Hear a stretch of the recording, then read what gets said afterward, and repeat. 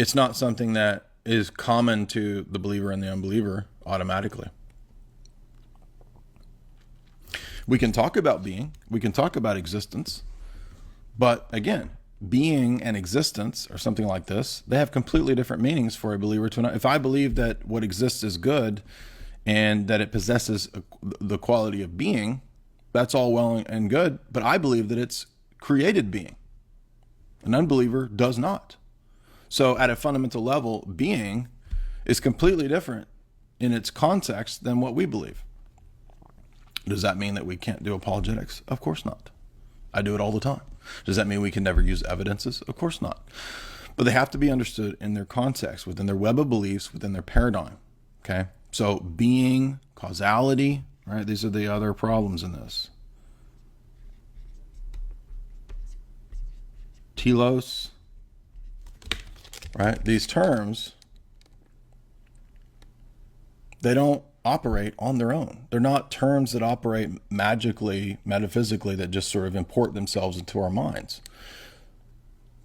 They only make sense within a context of a worldview, within a totality belief system, within a paradigm. Okay? So for us, causality in the world, it's not an impersonal force. It is immediately and directly personal, because all causality begins not with some unknown generic essence, not some common essence, but with the person of the Father through the Son and in the Spirit. So the fundamental structure, origin, meaning, end of being is trinitarian and personal. You see, being for us is personal in its origins, in its sustenance, in its time and space relations, the logi, its pattern, its archetype, its ends, its purpose,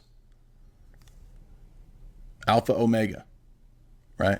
Not an impersonal force, not a generic being, not a generic causality, right? These terms only make sense within an overall worldview and paradigm. Now, does that mean that an unbeliever can't get things right? That he can't talk about being in some way that's insightful? Of course not. Why? Because he doesn't live in a different world. He lives in God's world, right? So the flaws, the errors are not in the terms, not in the meanings, but in his worldview. In his worldview, he's got conflicting systems of thought going on at once. Here's the mind of the unbeliever. We'll put it right here. Right. Here's this guy. Here's his mind. He sees this world as operating in an impersonal way. Right? These forces, these categories, right? He thinks they just mean what they mean automatically to him. The autonomous mind of man can interpret these things without starting with God, without taking into account the fall. But you can't reason about those things without presupposing God and without taking into account the fall, can you? And we saw that in the last talk about Darwinism, didn't we? We saw that Darwin and all the Victorian philosophers and natural scientists did not believe in the fall. And so they looked at the world and they said, this is a messed up world. It's got predators and prey. It's got death everywhere. Therefore, death is just as natural as life. So they reasoned about the world, the natural world, without revelation, as if it was governed by impersonal forces and not a personal God. They did not believe in the immediate presence of God within the natural world because absolute simplicity had banished him from his immanence through the uncreated energies.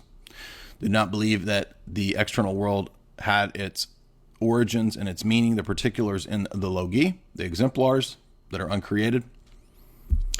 And they didn't believe that it had any telos or purpose out there within the world, ultimately summed up in God. So they reasoned about the world in their vain speculations, Paul says in Romans 1, outside of revelation, outside of the fall, and outside of a personal God.